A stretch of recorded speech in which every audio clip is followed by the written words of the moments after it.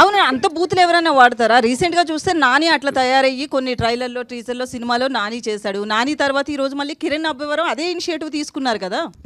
Last movie నానిది ఏంటండి, అందులో కూడా నాని అట్లనే ఉన్నాడు, మొత్తం బూతులే మాట్లాడలేదు.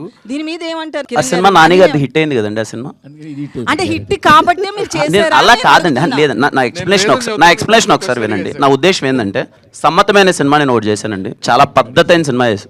ఎందుకు మరి థియేటర్ అంటే ఇప్పుడు నేను తప్పుగా ఏ సినిమా గురించి నేను ఇక్కడ చేయొచ్చు, మీరు అదే పనిగా కిరణ్ అబ్బవరం ఇలా చేస్తాను నేను అడుగుతున్నాను. అంటే ఓపెనింగ్ పనికి వస్తుంది అనుకుంటే నా ఓపెనింగ్ సినిమా నుంచి అవే పెట్టండి సార్. అంటే రాజావారి రాణి గారు ఇస్ ఎ వెరీ డీసెంట్. ఇప్పటిదాకా నా ఏ సినిమాల్లో మీరు ఏ సినిమాల్లో మీరు చూడరు. థింగ్ ఏంటంటే ఓపెనింగ్ కోసమో లేకపోతే ఏదో నేను ఏదో కొట్టాలని నేను అది కాదు సార్, నా మైండ్ సెట్ అది కాదు.